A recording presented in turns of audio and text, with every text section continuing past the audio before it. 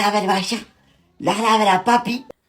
እዚህ ምድር ላይ እኮ እውነቴን ነው ስምላችሁ ላላ ብሎ እንደመኖር ያለ ነገር የለም።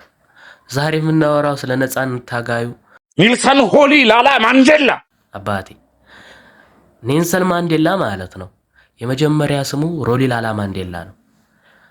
ከዛ በኋላ የብሪቲሽ ኮሎኒያሎች መጡና እነሱን ኮሎኒያል ካደረጉ በኋላ እሱ ትምህርት ቤት መማር ጀመረ። ከዛ በኋላ የሆነች መምህር ስሙ ቀየረችው። ከዛ በኋላ ኔልሰን የሚለውን ስም ሰጠችው ማለት ነው። እናም ኔልሰን የሚለው ስም የተሰጠው በብሪቲሽ መምህሩ ቀለል ያለ ስም በዛ ጊዜ ቀኝ ለገዟቸው ሰዎች ስለሚሰጡ ቀለል ያለ ስም ኔልሰን ብላ ስም ሰጠችው ማለት ነው።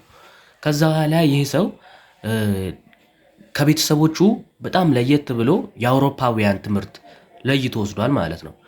ከዚህ በተጨማሪ ደግሞ የመጀመሪያውን ዲግሪ ሰርቶ ከጨረሰ በኋላ ሁለተኛውን ዲግሪ ሊሰራ ሲል አፍሪካን ኮንግረስ ጆይን አደረገ። ከዛ በኋላ አፍሪካን ኮንግረስ ጆይን አድርጎ በዛ ጊዜ የነበሩትን የብሪቲሽ መሪዎችን መበጥበጥ ጀመረ ማለት ነው። ከዛ በኋላ ጅማ አፍልታለች ብለው እነሱ ሸቤ ካስገቡት በኋላ 27 ዓመት ዱቅ አደረጉትና እስር ቤት ምናምን እየቀያየሩ ጥበቃ አይመችም ምናምን ያሉ አራት እስር ቤት ምናምን ነገር ቀያየሩለት። ከዛ በኋላ በመጨረሻም በ27 ዓመት በኋላ ተፈታ። ከዛ በኋላ አፍሪካን በብዙ ቦታ ተሳትፎ ኖቤልም ፕራይስ ተሸልሟል። እንደሚታወቀው ይሄ ሰው በጣም ብዙ አስተዋጽኦ ነበረው ማለት ነው።